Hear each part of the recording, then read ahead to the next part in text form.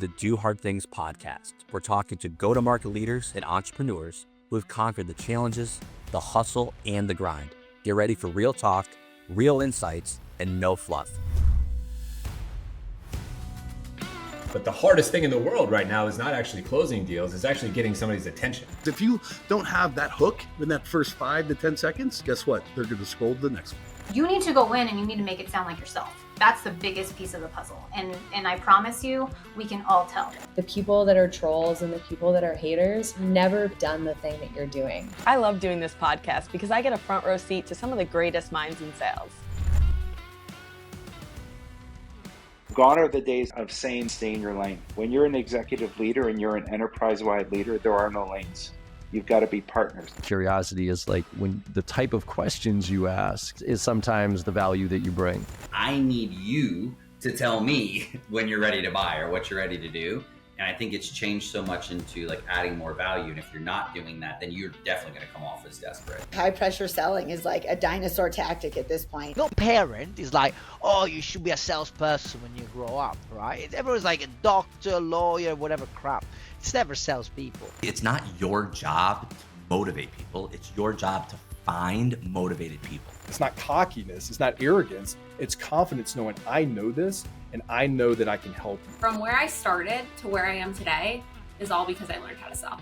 And there's too many people who have only been doing this for 5 freaking minutes. Sit down, close your mouth, actually go out there and get yourself beat up. Then come back and tell me if something is dead or not. That is exactly why I started this podcast, because right there, that's the epitome of doing hard things.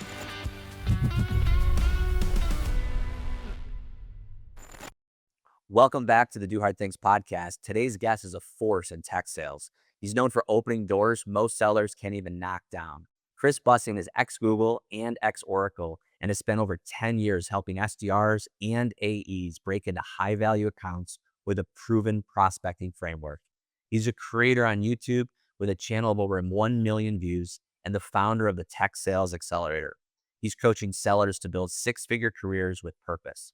If you're in sales or lead a team and want to drive real pipeline without losing your humanity, this episode is for you. Chris, welcome to Do Hard Things. Chris, I'm so excited you're here.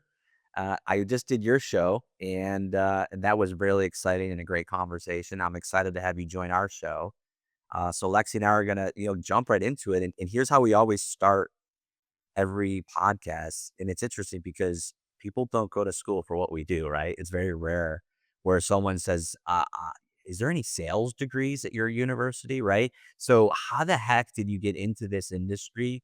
And what's really the origin story that led you to be so successful in what you do?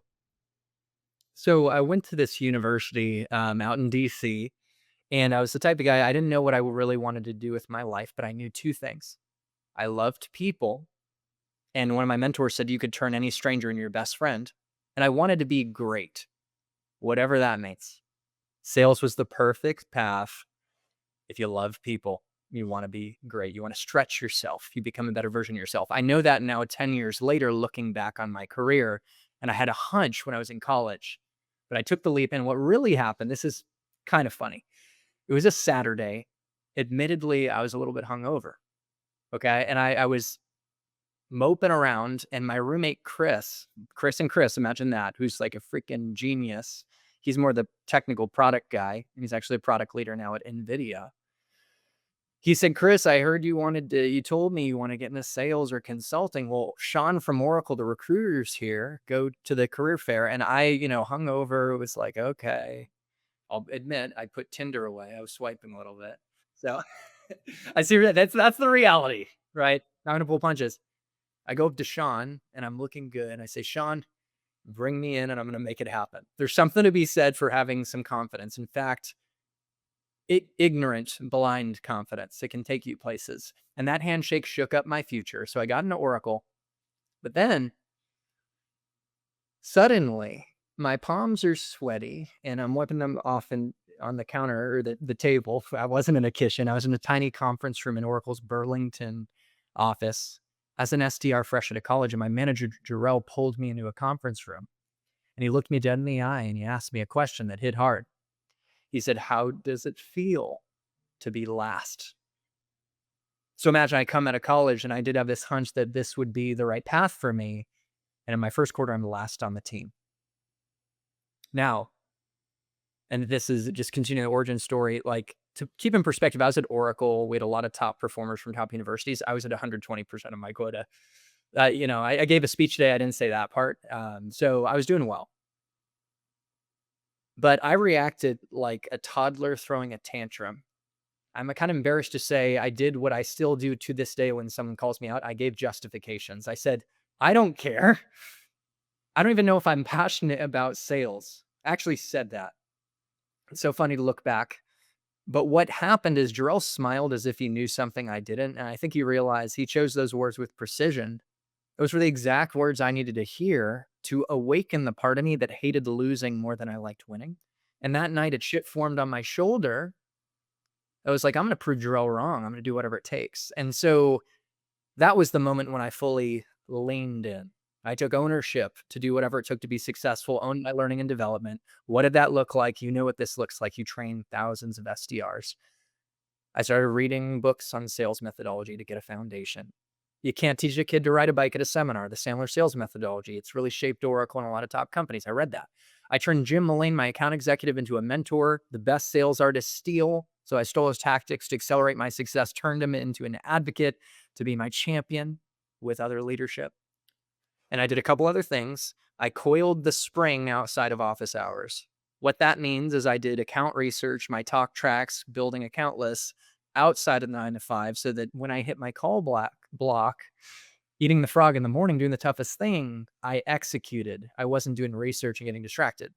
I also, outside of office hours, was role playing and practicing so that when the prospect picked up, said hello, I wasn't practicing on the court. I was more effective, especially when the objections came up. And finally, I upped the numbers. We know sales is a numbers game. When I leaned in, I made more dials, which statistically will lead to more conversations, and more conversation will lead to more opportunities. So leaning in is what catalyzed my career. And then from there, I got promoted to account executive, covering AAA and big enterprise accounts at Oracle. Then I got to Google, and I joined Google in Austin, Texas, the land where millennials are merry. And then I got promoted to field sales at 26 years old, and I was proud of that. Best prospector selling into the competition's backyard in Seattle, with AWS a bigger market share and Microsoft bigger market share. Some of these prospects were meeting with Satya Nadella, CEO of Microsoft, a week before. Then I joined a startup and took a leap as a second founding US seller with a Korean company that had no US brand recognition, won 30 new logos, walked us in the door to billion-dollar companies. And now I'm here. And the YouTube channel just hit 6 million views, 6,000 subscribers, 1 million views, most of which 999,000 are mom and dad and me rewatching. I'm kidding. So the point is, and the takeaway for the audience is, if you lean in, it is unpredictable where that will take you if you lean into the opportunity in front of you. And dispassionate, like you're unpassionate, that can turn into passion when you start winning, because winning is fun. And when you lean in, you win. I love that. And I know we all start somewhere. For me, I was doing sales and marketing for my dad at a baseball tournament when I was 10 years old, and that really shaped me and made me want to be a people's person. But what was one thing you wish you knew on day one? Yeah, so I just told you that whole story. I gave you a TED Talk because I'm coming off a speech. That was my opening story. Actually, okay, and here's one piece of the story I didn't finish. It's like the greatest things in life come slowly. Like high leverage sales skills, confidence, wisdom, vibrant health. It's built through daily sacrifices, contributions, connections over decades. So if we can think in decades, and this literally was 10 years until I just launched now and brought me here today. If I could zoom out and have the perspective that everything I'm doing today actually matters and is compounding. And it's compounding the highest leverage skill in the world, which is sales. This is so worth it. It amplifies all future opportunities. The only people who sell more than salespeople are founders. It amplifies my strategic network. And one of my mentors, shout out to Tom Singer, the CEO of the Austin Tech Council. He says all opportunities are tied to people, job opportunities, business opportunities, personal opportunities. Oh, and the joy that sustains human beings in the long run, right? Self-development. Like if you keep going at it, you're going to become more of a badass. I can like interrupt a stranger and get rejected and bounce back and then set a meeting with another stranger that I interrupt. Like that's pretty cool. And then like you learn about yourself, you gain self-awareness. So, you know, oh gosh. And then I don't know if I mentioned the financial capital isn't bad. You build a nice nest egg. And so, but that takes like, imagine if you gave yourself 10 years. So Bill Gates has that quote. Most people overestimate what they can do in 1 year. And so I tell myself, you're overestimating probably, but what do you think you can do in 10? And now I know, and here we are. And so good things take time. Keep chipping away. Like that's something I tell myself. I love it. So let's get tactical here because you mentioned too, Oracle and Google. These are Goliath companies. Yes. These are massive brands. You've done very well in sales in both businesses. What are though that you did and what you do learn about prospecting and pipeline at those companies? Is it all the same no matter where you are, or are you learning specific things that both companies do differently? The thing about Oracle is because a lot of the world runs on Oracle, like the Starbucks POS system, which I need another nitro cold brew, man. Like those ones were good. It's like my blood type. I'm right here. Right? Yeah, cheers. I think I finished my coffee, which is my second. TikTok United States, when I do like my song, like my little dances. No, I don't do that. That runs on Oracle Cloud. You know, AT&T, when I call my mom and need to talk to her for advice, it's on Oracle Cloud. And so because a lot of the world runs on Oracle, you can ride the coattails of a large brand when prospecting. And I would do things like it would become a very warm call. And that's the power of working at Oracle. Jim, the CIO of Aspect Software, we built a good relationship. And I was like, hey, Jim, this is Chris calling from Oracle. I appreciate your investment on the NetSuite side of the house. And I'm reaching out to expand our partnership on the database side of things. Get a brief, could I steal a minute? Or did I catch you at a bad time? I mean, there's no perfect opener, but in words, but I used to actually, when I was at Oracle, use, did I catch you at a bad time? Because people want to say the opposite. And so that's an example, though, you can do that at Oracle. I appreciate your investment on the NetSuite side of the house. We acquired them. I'm reaching out to expand our partnership. So that is the ultimate, like one of my prospecting principles I've developed over the years, backed by psychology, is how can you manufacture warmth and familiarity? It could be organizationally or personally, which, by the way, I developed these principles at Google Cloud where I really had to hunt third in the market. And we'll get into that in a second. But that's one example. So when I actually coach Oracle SDRs through Tech Sales Accelerator, my program, and then, some of them I, reach out from the YouTube, and I encourage them to do their due diligence to see, are they investing at, like, there's not just Oracle ERP, but CRMs and marketing solutions and database and, middleware, Golden Gate, this data, isn't that cool? And so you can leverage that, use the warmth to your advantage. Also, because of the breadth of what we sold at Oracle, and I use this at Google too, it's like you can say things like, Gabe, I realize you're happy with Microsoft right now, but right now we honestly don't know what we don't know in terms of how we could work together until we have a deeper conversation. Would be a bad idea to have a quick 20-minute chat. Like, I don't 20-minute 50. You could lower the barrier with 15 minutes. And so that's an example too. You get to lean back on, we don't know what we don't know. I love that line. Like, that's the cool thing. An SDR that has no knowledge, it actually can be their superpower, by the way, which, not knowing and having a beginner's mind is a great thing. And that's an example, but you could have no knowledge, but use something like that. I'm not saying it's going to work every time as a tactic, but it's almost logical. Like, we don't know what we don't know in terms of how we can work together. And my job at the end of the day, I want to help you win. I'm never going to sell you anything unless I'm solving a meaningful business challenge, but I've got some amazing resources. We've got business value architects and former CIO of Velcro. Shout out to Ken. I don't know if he's still there, but the former CIO of Velcro. Like, so that's the thing about Oracle too, is you could tap into those resources that can ideate with you. And so you're new, well, you just lean on the breadth of what you do, like, and just sell like the exploration. And if anything, you guarantee value that you'll get access to resources, ideas. We help companies like you. So getting in the weeds a little bit because it's fun, but that's an example with Oracle. I learned a lesson too on the flip side where I say that not knowing is a superpower because then you're more focused on the prospect. Well, there was one time I came out of a training on Oracle's encryption feature for security, and I thought I was a security expert suddenly. Yes, I'm an SDR. And I cold call a CISO with that ignorant confidence. I told him I just got into talking about the features and what I knew, and he hung up on me. Of course he did. I should have instead, even though I had the knowledge and I was excited about it, set that aside. That doesn't mean anything. It's like, what matters to the CISO? What's his priorities? And then maybe I could pull in the right knowledge. So that was a reminder, by the way, like the more you know, it actually will limit your potential, not just in sales, but in life. It limits what's possible in interactions.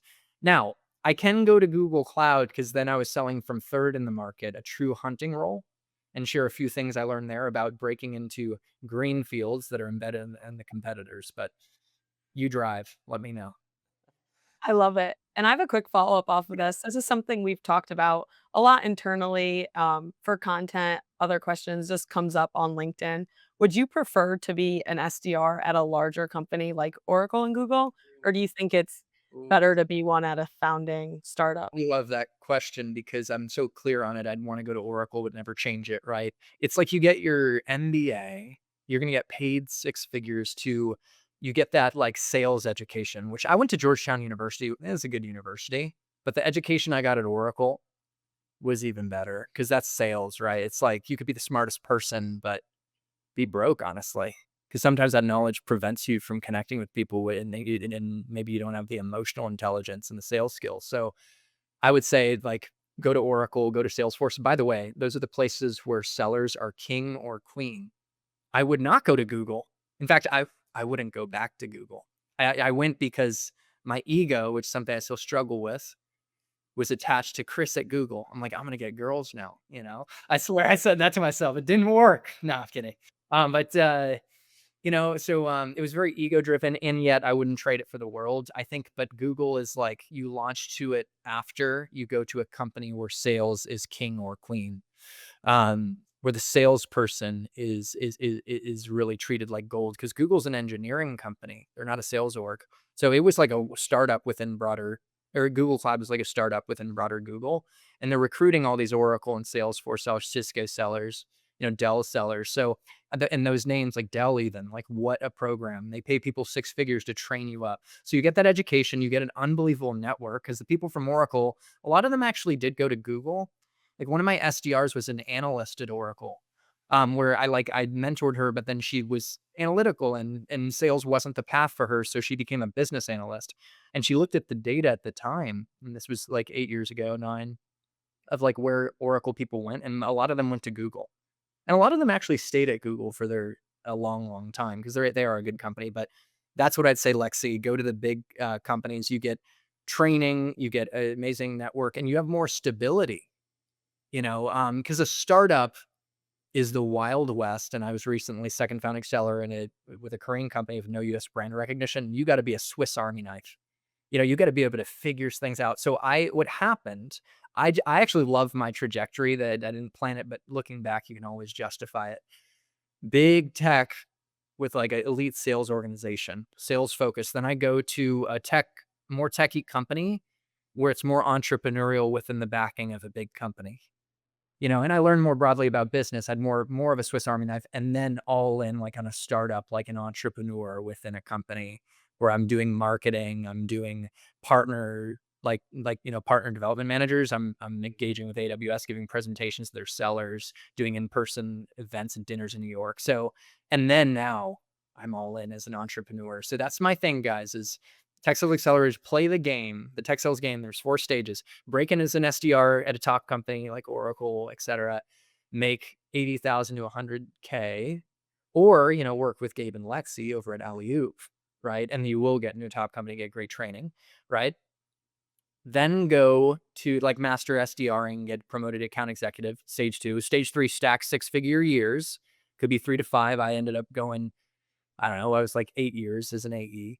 And then stage 4, exit the game on your terms with the financial capital, connections, high leverage skills, and self-development to go further in what you want to do tomorrow.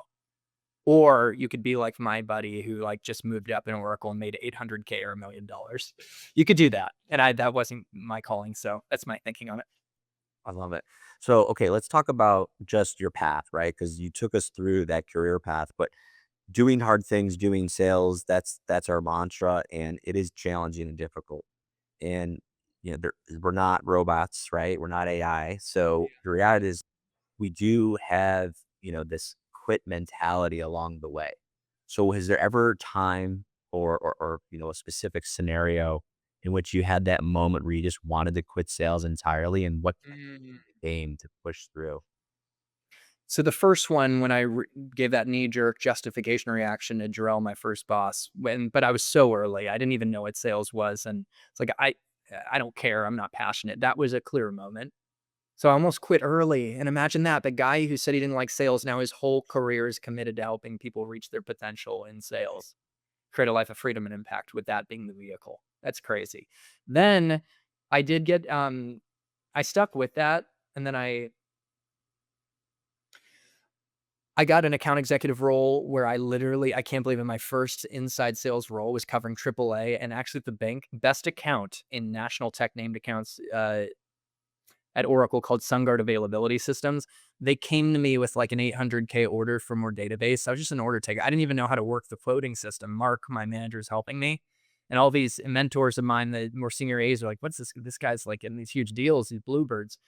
And I said, oh, do you want, like, you did encryption and performance tuning for your database in the past. Want to do that? Sure. It's $1 million deal. Right. So I did have that role. I hit my number halfway through the year, taking 2-hour lunch breaks. That was epic. And so I love sales. I was buying my whole team coffees, like this amazing coffee spot. Oh my gosh. I was bringing it in for the whole team. But then the next year was another moment where I almost wanted to quit. I got put in the cloud business, and what Oracle was doing was at the time financially engineering deals where they bake in cloud and say, hey, we'll give you this cloud as if for a discount.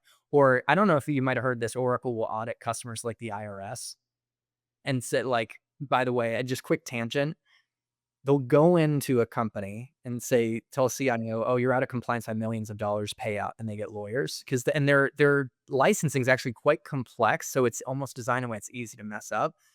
And I mentioned Jim, the CIO of Aspect Software, and he was hit by an Oracle audit for millions of dollars. First role as a time being a CIO at Aspect Software, he had to put all of his budget for his vision initiatives to the audit. And so in that role, this role where it started to get hard, where I was put on the cloud side, he told me he vowed to never buy from Oracle again. But imagine he gets audited, and just to tie it back, hey, Jim, we'll actually give you some cloud stuff. Like, we didn't even find a use case, but it'll help reduce the cost. So imagine customers are getting cloud financially engineered with no value, no connection to use case. I went from the on-premise world. That $1 million deal, I threw in some cloud to help my buddy get paid. So I closed cloud in that role. Then I go to cloud. They honored me by my big year by putting me in the cloud space. Everyone left my team either for on-premise or another company. And you can see the context that I painted where why customers were like, they weren't really getting value out of it, those who did have it. And I basically won the dedication award for not quitting and not going to a different role. And so, but I almost gave up is my point. Because let's be real, I didn't hit my number that year. And that's tough, by the way, that was the first time where I went from a big year blowing it out, partly because I was in the right territory and timing, to struggling. But I got the dedication award. It says something from leadership because everyone else left and quit. And so that I almost quit, honestly. But a lesson learned, and I stand for this, is one of my founding principles and philosophies that I would love to impart to anyone I ever come across, is your ability to keep going and persisting even when there's no indication that success will ever come. That is a superpower that opens up. Again, I keep going back to this theme of unpredictable opportunities. And it's because I kept going and didn't quit. Eventually now I did go to Google Cloud and a better opportunity, but that's actually where I was coming from. So that's the other time where I almost quit, because there was like, you're putting in all this work and just literally failing, and that doesn't feel good. Yeah, love that. And a little bit of a shift here, but something that I do in my role is work with my team on creating playbooks for our sales pros. What do you see that reps are doing wrong when they prospect? And how do you stand out when you're given a script, but you still want to make it your own? Some of the mistakes are, like I say, follow-ups fuel the finances. There are fat stacks and the circle backs. And I'm borrowing the fat stacks and the circle backs from Ronen Pessar, who I had on the podcast as well, and he's in our space. And a mistake people make is the follow-ups are so critically important because it doesn't matter how good your first email is. Like usually you have to follow up. They're just like one is very self-oriented or in thoughtless follow-ups. Like any thoughts, just checking in. Like, can you get back to me? Like there's no personalization or value. So on the flip side, if you can continue to stay personalized to the person to show some thoughtfulness that you care about who they are, their role, and even some of their interests and hobbies, and some relevant value, like, oh, here's a case study of a customer in your space about your size and they achieved these results. Here's a recent AI innovation that actually might be useful for you. I could connect you with the person who did the demo. That's on the flip side what good looks like, but people are a little too fluffy and just transactional, not bringing any value in the follow-ups. And that's also another thing too, is just in general, not bringing any value, not making any effort to personalize and hiding behind sequences. Hot take, but my whole career was built on unscalable outreach, a high level of personalization and research, partly because I was going for the whales, the accounts that could change your quarter, year, and career. These are usually I've been in the mid-market enterprise to enterprise space. And so not putting in the legwork up front. And I think this is a principle in life. Sometimes if we slow down to go fast. So if you can at least do the 5x5 rule and find 5 minutes to find 5 nuggets of personal nuggets on an individual and like some triggers at the company based on the press release or 10K, or you try your best to find some compelling events, like that's huge, right? And so those are two examples. And in terms of owning your own script, I just had a podcast with Kevin Dorsey that I'm going to release today, and he's great. He's CRO, and we actually got into cold calling. And he did say, and I hear this all the time from people, it's like, it's okay to have a script. Like, it's not the script that sounds robotic. It's you that's being robotic. The script is just on a piece of paper. It's actually really good. So practice, practice, practice, because the more you practice, the more authentic you'll be. Even now, like I'm sharing some of the stuff from my talk that I gave earlier. And it's like I got another at bat by doing the talk, and I tried to practice before, but it's like it's only going to get better and better through practice. It's the same with cold calling. And what's so funny is that it just doesn't feel authentic. That's because you didn't practice. Eventually it will. But scripts, a lot of these scripts are based in psychology and proven principles. But I do say with like cold call openers, for example, try them on like clothing to see what fits best. I mean, there are some openers like the permission-based opener. We've heard of this, where you put the prospect in control and you give them the chance to opt in or out. Based on the data, statistically, it does better like than a lot of others. But even then, you will get hung up on, which is like the nature of cold calling. It doesn't matter how good you are. And it's backed by psychology. So you can use that. And like, just to go into it, like, hey, Lexi, this is Chris calling from Oracle. I probably caught you in the middle of something. But before I go any further, do you have a minute for me to briefly explain why I'm reaching out to you specifically? And there's different ways to do that, though. And I could break down what was going on psychologically with each of those words and that choice. But you guys probably have a ton of good examples of that. But it's more the principles, like, okay, like you do want to humanize, or people like to hear their name, right? Like basic formality. Humanize yourself. Who are you? Where are you calling from? They need to know that. Show some social awareness. You're interrupting them. Put them in control. Let them opt in before I go any further. But there's different ways you could choose like words. And then like, I like to say for me to briefly, I'm going to like be respectful. I'm going to be brief. Sure, why I'm reaching out to you specifically. I like to pique curiosity, like, oh, this guy's specific reasons. Maybe I'll roll the dice and hear what they are. And obviously I needed to do my homework. So I do that. And I think that's a generic thing. But like, what if you have a different style, but you could still use those principles and then make it your own wording? Or what about corporate bro who came on my channel? That guy took a long time to get you. What a character. He was at Oracle. So also Oracle's a great place if you want to become a future influencer. He's like, hey, Gabe, you'd probably rather get a root canal right now than get a cold call from me. But here I am. Like, do you want to roll the dice and hear why I'm calling, or just hang up on me?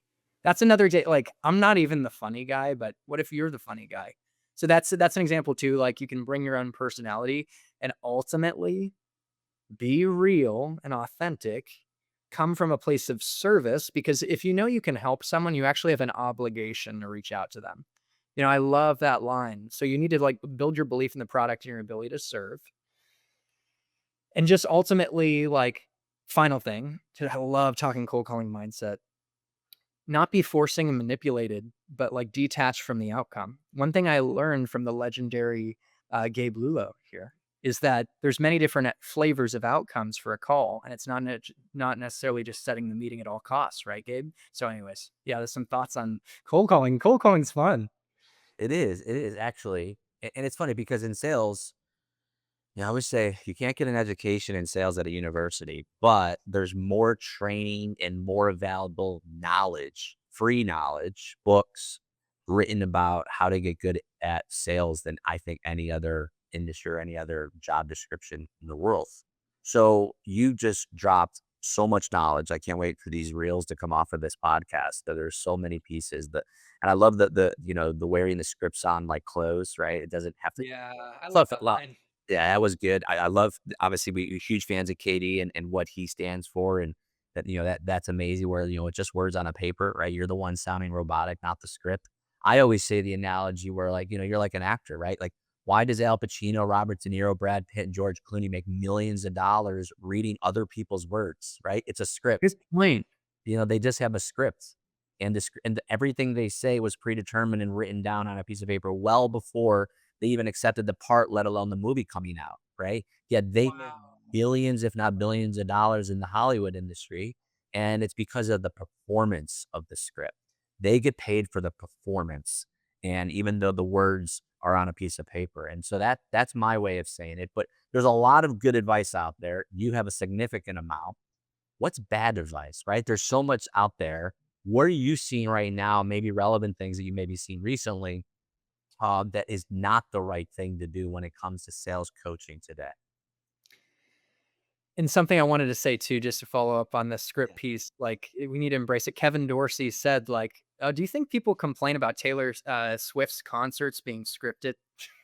It's like, who's scripted? So okay, that advice. I mean, honestly, it's kind of playing into what we're talking about. Like, there's one right way to do things. There's no silver bullet in sales. I mean, I think the key though is to understand human psychology, and what moves us. But there's no exact, like, yes, have a script and bring your own authenticity to it. But there's no one right way to do it. Cause sometimes even like as I'm coaching people now, I'm doing more and more of it now that I'm all in. I do have to be careful. I project my own style and I have pretty strong personality onto people. And how much of this is actually my own personality versus like a principle that they could take and apply. So that's one thing too, is trying to project our own personality. And like, I'm not going to be corporate, bro. Like, I mean, sometimes I'm funny, but like mostly dad jokes. And then if I have an actual authentically funny joke, it's like, it's actually funny because I have so many dad jokes. But anyways, yeah, I can't try and be corporate, bro. And so that's the mistake, is trying to, sometimes coaches or people might project their personality onto others and say there's one way to do things. I love it. And I see on LinkedIn sometimes that the SDR role is dead. And obviously, we don't believe in that. And you coach a lot of SDRs. What separates ones that break through in those six-figure careers versus those who burn out and bounce around? Man, I love that because yeah, AI is not going to replace an SDR. Like I think an SDR, like now you will need to become like an SDR in steroids and have better business acumen and really understand human psychology and have very strong skills, but it's not going to eliminate SDRs, especially for enterprise accounts. I don't think they want to deal with AI for a 500K multi-million dollar or some transactions get as large as $1 billion. Oh my gosh, they're not going to work with AI on that. And so, yeah. Okay, Lexi, one more time. The question was, oh yeah, the SDRs that separate themselves to really not have six figures and not burn out. It's interesting. I say like you got to hit your numbers at table stakes, but relationships actually come first. And I've always done this in my career. I can't say I was the number one seller everywhere I went. And I'm not even the greatest seller in the world. I was with my buddy Mikey yesterday. He's made 1.7 million at a company called Vast Data. He's next level, you know. But one thing I am like arguably like I'm up there is my ability to build personal relationships and contribute to the people above and beside me to elevate me to promotion. And so that's the key, right? Relationships come first. And so your ability to build a great manager relationship, be a team player and be respected by your peers and elevate them. Proactively connect with your future boss, the AE manager, early on and show up with professionalism, treating that conversation like a discovery call, not in a salesy way, but showing that you're a professional, you respect their time, you have very specific questions to understand what they are looking for, and then you unlock the blueprint of what they're looking for, their pitfalls to avoid, so that you can proactively shape your experience to then like literally neutralize any objections and show them why you're the exact fit they're looking for. Like that's a game changer. And that's nuance. And I coach people on that. They're early on as an SDR. Like go to your future boss. And by the way, earn the opportunity to set a quarterly rhythm with them, then be the squeaky wheel and market yourself on, hey, future boss, I did what you told me to do, and I'm producing this result for your account executive. I'm directly contributing to your success. And boom. And so that actually is so, you're delivering value to them. You're being this squeaky wheel. Like really, that's something I'd see coach people on a lot. It's like, you got to market yourself. You got to be your advocate, like show your boss, your future boss, your AEs, all the good things you're doing. And ideally you're implementing tactics they told you and giving them the credit. Like, hey, you're awesome. Like also look, I'm awesome. And I did this. And so that's something that I think is really important. And it's helped me get promotions over people that outperform me. You know, like at Google Cloud, I got a promotion over someone who closed a $50 million deal. Now I closed a $10 million deal, which is solid over 3, one of my bigger deals. And I hit my number, but it was because I actually got promoted to, and I said this before, field sales at 26. That was my goal. And that was pretty good. I was one of the youngest of the organization. And Aaron, that boss, the future boss, the field boss, it's like I had set up meetings for him and my field AE under him in Seattle, and to make him look like a champ, like accounts he couldn't crack. So I like set him up and prepared him, and I did that for him. And then we're in person, and I'm like talking about, we did the same personal growth seminar. Who do you think's going to have the opportunity to get, like influence and get that role versus the person that did destroy it is numbers, but maybe was a lone wolf, has never spoke to Aaron before. And so that's something too. And I have a story about my father, and like relationship building is one of my greatest inspirations that I could tell. But I think the relationship building's key to get promoted, but also not burn out, because you find like a lot of joy in those connections. And also to like the not burning out piece, like, gosh, like I dropped this video. I'm 32, 22 harsh truths I wish I knew in my 20s. One is that dad bods aren't cool.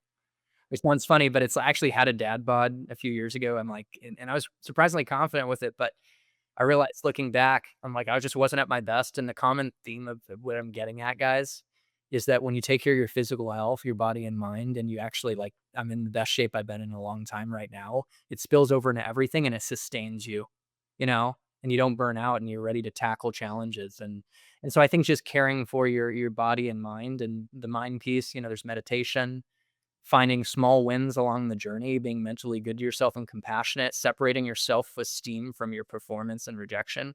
I think these are some nuanced things that help you sustain yourself. And one final thing, I mean, I could go on and on, guys, but like Max, he was one of the top performers at Google Cloud, and he worked 20-hour weeks. And everyone knew, and no one could complain. And that's the beauty of sales. You deliver the outcomes. But he actually would have times where he's like, yeah, who's mentoring me? Something went rough and I'll take the rest of the day off. I'm not saying you do that.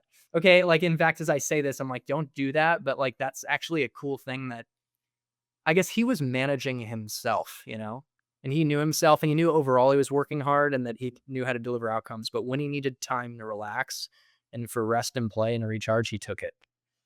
So you just mentioned AI, and AI, not really seeing a rip and replace, especially in enterprise sales. But, AI is changing the game in go to market, specifically within SDR, AE, daily method of operation, if you will. What are you seeing right now? And what should reps really lean into when it comes to AI instead of running away from it? What are your thoughts on that? I was running away from it at first. For some reason, I've always like, even though I've been in tech sales for 10 years, people make the mistake of thinking I'm technical. And I actually have always been the guy who resisted tools, including AI. But now I'm all in, using like ChatGPT. I'm doing Claude too. And it's really worth leaning into, because I've heard it said that AI for a salesperson can be what Jarvis is for Iron Man. It's like your ultimate co-pilot to help you automate some of the coiling of the spring that I might have alluded to before, like account research and researching an individual and the company and getting like finding trigger events and all the info you need to have a relevant conversation. And it can do that legwork so you focus more on executing and actually doing what you're meant to do, the human side of sales, which is to connect with customers and have conversations. And then your job is to, I actually believe the purpose of sales is really, from a psychology perspective, it's like create a positive emotional experience for a prospect and build that relationship. And the person who creates a better emotional experience, which is truly human, AI won't do that. Although, I mean, it maybe kind of could, like in some ways, but not really. That's what influences win probabilities, is that. So focus your time on that. Take them to lunch and enjoy connecting, learning about their kid and the upcoming like soccer tournament, and their personal priorities and why this big project is actually going to help them go out with a bang and before they retire. And so that's what I would say at a super high level is use it for account research. And also, hey, I can be wordy, you know. So I could use AI to like make my messaging more brief, which I need to do more of. So that's another thing too.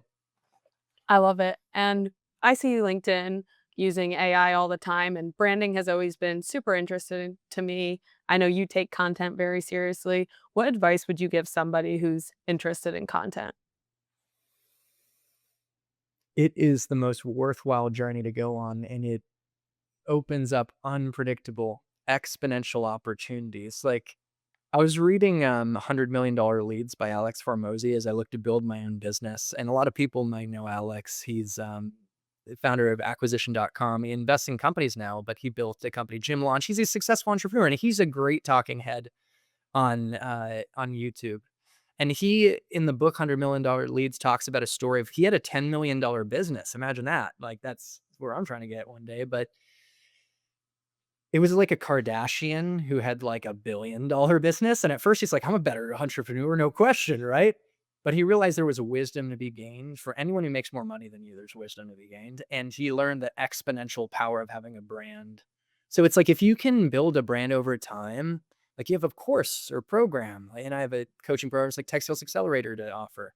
If I can build trust in a brand over time, those are all, people that are honestly potential customers, and it's just exponential if you could have a brand in the long run. But here's the key. Remember, think in decades, and you got to give it time to compound and realize the best things in life take time. And it's going to be really frustrating at first because it's slow to develop and you're not going to get a return. And it took me over a year actually, to get my first 1,000 subscribers and like watch time, like it's 4,000 hours to get monetized. And it took longer than others. And it's not even like I've had a meteoric rise. I've been doing it for 4 years and I have a chip on my shoulder. I'm like, I could have grown faster and I should be growing faster. I just feel that way. And it's good to have that hunger and dissatisfaction. I actually think dissatisfaction is a good thing, drives us.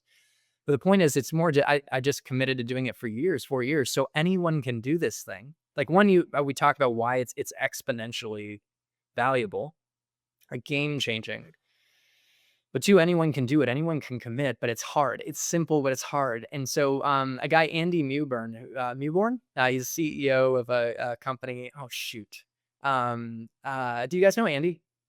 Have you heard of him? He's a good influencer. He's got 100,000 followers on LinkedIn. And what he told me that I parrot to everyone is like, you got to do something like you would every day, like you'd brush your teeth. So if you can do it like you'd brush your teeth, then and compound it for years, like, man, it's exponential. Your success will be guaranteed, but be patient and zoom out and have that long-term perspective, and just focus on getting a little bit better, like progress, not perfection. My mom always told me, and I needed to hear it because I'm a little bit of a perfectionist, but it's like, it's only when you click upload for the first time that you can actually, one, become a creator, you transform in that moment. And two, you actually have something to improve. Like the speech I gave today, I actually told myself it's not going to be great. It's going to be like okay, or a little better than okay. And I knew that, and I set healthy expectations, but now I get in at bat and I get to improve it. So I approach content creation that way too. Maybe a final thing, I could just keep going and going, but you don't have to be the Sherpa on the hill. But if you're out in the arena as an SDR selling, you're learning things. Share your triumphs and failures, what's working for you, admitting I'm not the Sherpa on the hill that knows it all, but here's what I'm learning. Here's what's working. I tried these subject lines and this one worked better. And you could learn from Lexi and Gabe and the great content you're putting out. And I saw like Gabe when he came on Chris Bussing's podcast, and he said to, approach things this way, and it's working. And so you could even like borrow while giving credit, some of the perspectives of others too. So that's my high level perspective, and it's so worth doing. I love it. All right. So last question, and this one I think is a great one for you, especially right now. We have a lot in our audience who are AEs and SDRs who are starting their career and want to see the trajectory and the success that you have when you started yours, everyone just heard so far. But they're feeling stuck, right? They're feeling burnt out. Maybe they're feeling behind, not at their number right now. What's just one hard thing that they should go do this week that could change everything for them? It's so simple, but one more outreach, one more follow up. It could feel so fruitless when you're following up, like you're experiencing radio silence. Like I'm sure the audience has been there. And when I started at Oracle, I experienced that many times. SDR radio silence, customers not getting back. And there was one prospect, a database administrator at a good sized company. I think it was Palmetto Health. And I kept reaching out for months. It was actually 9 months, no response. It was radio silence. But I took pride in it, and I somehow just had faith, like to just keep going. And I kept it, like we talked about, personalized, value driven. And in Q4, suddenly radio silence turned into the rocket fuel that catalyzed my career. When that database administrator got back with an opportunity that turned out to be a $200K deal. And Jim Mullane, my account executive, was at a bachelor party. So Chris had to step up and close the deal. I ran the full sales cycle with Jim Burnham, Jim's boss. I got FaceTime with him. I closed that deal, and I hung my hat on that to get promoted. And then you heard about the journey. It catalyzed everything, and here I am now. So it's unpredictable when you keep going, you keep reaching out. You're getting radio silence. When that radio silence might actually turn into the rocket fuel that catalyzes your career. And I have to follow up with one other final story. It's like I wouldn't even exist if it wasn't for my parents' persistence, unrelenting, irrational persistence, even when there's no indication success would ever come. Because my dad tried to ask my mom out twice, and she shut him down over and over. So 2 times. Apparently, I think it was 2. Sometimes I dramatize, and I'm like, he asked her out 5 times. That would be ridiculous. But twice, shut him down. And then, my dad didn't know this, but my mom made up in her mind that if he asked me out one more time, I'll give him a shot. And my dad asked her one more time, and that led to a 42-year marriage. I said marriage. A 42-year-old marriage. I mean, unbelievable. I wouldn't even be here. And then, of course, my dad's a closer, and he put a ring on it.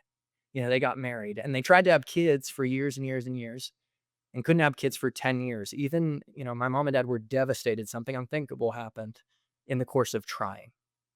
But my mom in particular, I mean, her faith is so strong.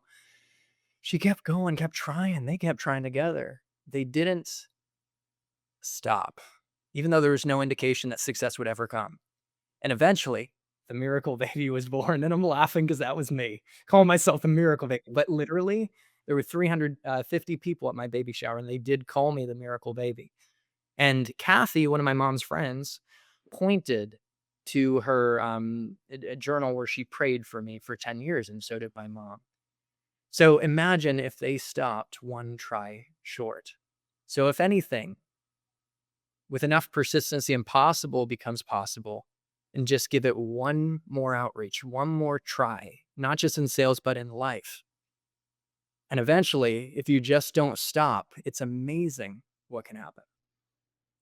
Amazing story. I love that. Chris, thank you so much for joining us here on the show. You've been amazing. Who is the best person to reach out to you, and where should they reach out to you? Someone who's trying to break into tech sales and sees an opportunity on this career path. Someone who's an SDR trying to get it to account executive, or an account executive first-time AE trying to figure things out. And someone who's hungry and wants to reach their potential and use tech sales as the vehicle. Shoot me a message on LinkedIn. You can find me, Chris Bussing. Send me a DM. I'd love to connect. And then I've got my YouTube channel, Chris Bussing, as well. And we've got great podcasts, including folks like Gabe, who are leaders in the industry, coming on. So that's where people can find me. And thank you so much for this opportunity and conversation. Really enjoyed it.